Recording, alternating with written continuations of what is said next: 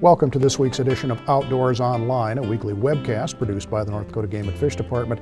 I'm your host, Tom Jensen. My guest this week is Jeff Long. Jeff is an education coordinator with the Game and Fish Department.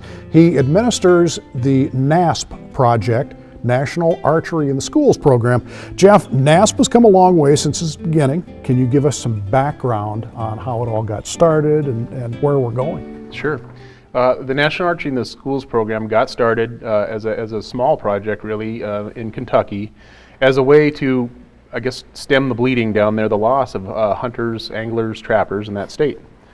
It quickly gained traction when they partnered with the Department of Education and decided, let's do this thing as a school program, as opposed to an after-school program or a club-type program. We want to do this thing in school so that all kids, or most or many kids, have a chance to get it, rather than a select few. It quickly grew to a couple of states surrounding them, and then all of a sudden, here it is, 47 states and 10,000 schools strong doing it. And when you carried the torch into the schools in North Dakota, it took a while to kind of catch on, didn't it?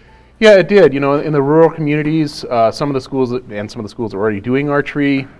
It wasn't such a hard sell. It took a little while, but as it started to gain traction, as they started to realize that, yeah, this is a safe program, and that's one of the keys. It's safe. To date, there are 2.3 million archers per year doing this in their gymnasium, and they have a 100% safety record. So it's a very safe sport. As it grew and became more popular, more people were doing it, and administrators, superintendents, principals, parents realized this is safe. This can be done. Sure. Then it became a much easier sell to the point where as soon as they hear about it, they're more than likely going to jump in. It's an easy sell. As you can tell by now, the results it's huge across the state. Right. In fact, right now we have 150 schools that have implemented the program. There's probably a half dozen, maybe a dozen right now that are in the planning stages. Sometimes it takes a little while to get it put in there, get the training done, get the equipment in place. These aren't all small schools either. Let's use Bismarck just as an example.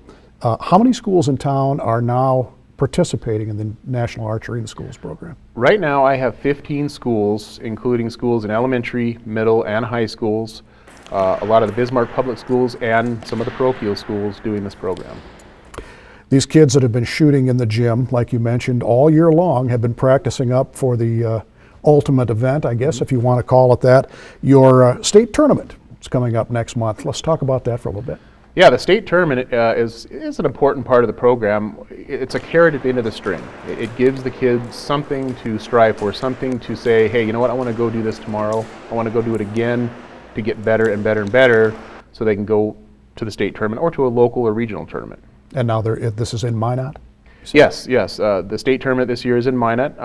One of the keys is there are a lot of schools that are practicing year-round, but that's not a prerequisite. A prerequisite is simply to have had the class in the gym or as an after-school program. And a lot of schools offer the program for 2 weeks, go to the tournament, and that's the end.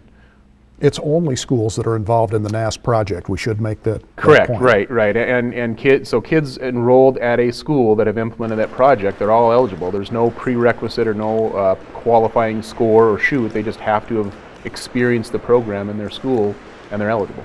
Now, if a school participates in the NASP program, but they're not coming to the state tournament, is there a way that these kids can come and participate? Yeah. Maybe with their parents' permission or something? Sure. If there's a kid that would like to participate, there is an individual category, and they can attend the tournament. They don't have to be part of a team. They can just come as an individual. The parent can bring them. A coach or NASP certified person would need to register them to come, but at that point, they're free to attend the tournament on their own. This year, you've got a little something extra to offer also. That's right. A group formed this year that came to the department after the tournament last year and said, hey, what would you think about starting up or if we were to put together a group of coaches, administrators, teachers, parents that would be interested in helping grow this program, grow the tournament series, help grow and help support the state tournament. I thought it was a great idea, and so they formed that group, and right now they are in the process of fundraising for a scholarship fund which NASP will match on the national level up to $10,000. Now, by group, give me an example of some of the folks that are involved in this. The group is the North Dakota Youth Archery Advisory Committee, and it's made up of a group of coaches, administrators, principals, community volunteers. The North Dakota Bowhunters Association has a couple of board members representing their organization, and they're all coming together to support the program. Archery has such a rich heritage in North Dakota, Jeff.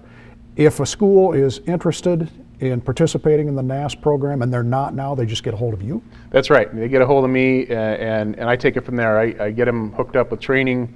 We have grant programs available to help them get that startup equipment. Yeah, just get a hold of me. All right, thanks, Jeff. The National Archery in the School State Tournament will take place at the North Dakota State Fair Center in Minot, March 18th and 19th. A list of schools involved in NASP can be found on the Game and Fish website at gf.nd.gov. Teams and individuals from the various schools will compete in grade-level divisions: elementary or 4th and 5th grade, middle school 6th through 8th grade, and high schools grades 9 through 12. Teams must have 12 to 24 members with a minimum of 4 from each gender.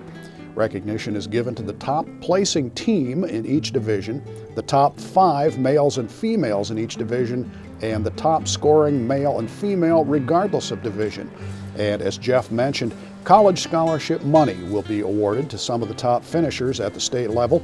That scholarship money is provided through money raised by the North Dakota Youth Archery Advisory Council with matching funds from the National Archery in the Schools program. For Jeff Long and the rest of the staff here at North Dakota Game and Fish, thanks for joining us for Outdoors Online. We'll see you again next week.